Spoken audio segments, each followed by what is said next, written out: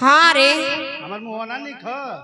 काहे न कोनो गढ़ई में धो लेते तनी मुंह गढ़ई में। हाँ देख ले कैसन मुंह ऐसा ना कि बरसात हो तो गढ़ई में तो धोई लेती हो तो ना तो कहां धोई। काहे न ये बता हमारे मुंह में का खराबी है तनी बताइबी। काहे न खराबी है रे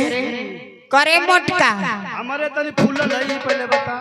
तोरी इतना ना फूलल है तू हमारे तनी फूल भी ना जाए फूल भी तो के दांत लग जाई कोई ठे आ तोर ना मोर ना लग करे तो गलवा करे लोपिया ना का बेटा करे तो मर जो हम कहनी है कि बियाह मत करा करे तो उलट जो ये बियाह मत करा खाली करे तो के चार जानी के कानी पे हचकावत ले जाई खाली हमर बाप करे पति राजवा का दमदा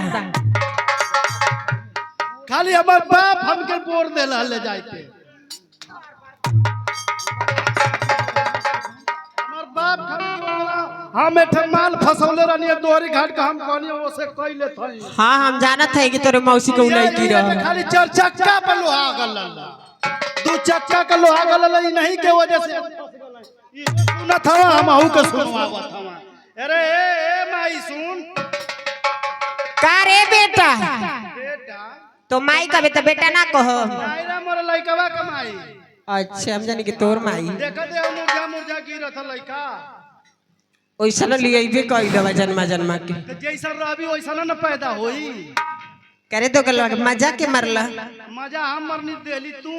आई एम ना मेडियो मेडी पर अबे कहां हाँ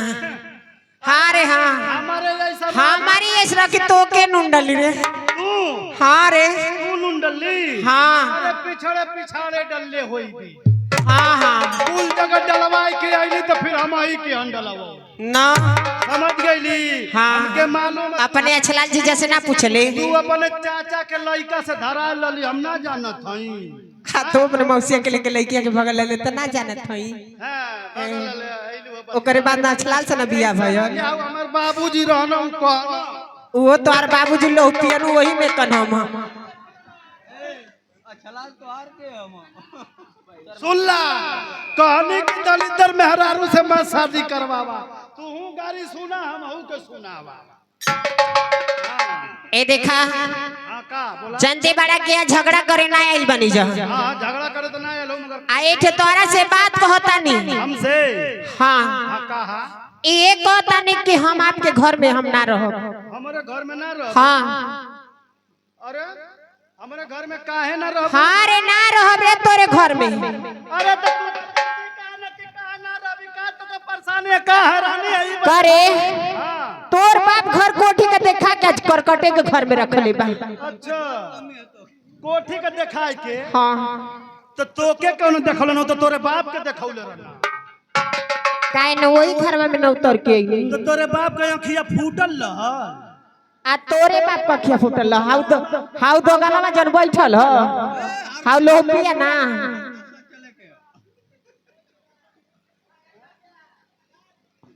यही तरह गरिया भी ना मन बिनु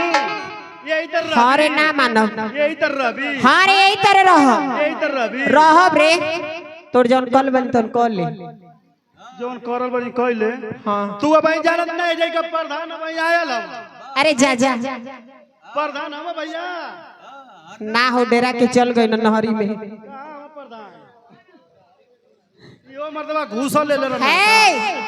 तार प्रधान रहरी में चल गइलो प्रधान रहने में चल गई ना। हाँ हो तो चल अमन बाजारा में चलल जा ना हो हे बगलिया में चलबा तुम्हारे जुट्टा हेलो बार मासी साहब देखो तानी क्या तू बड़ा घबराइल बा।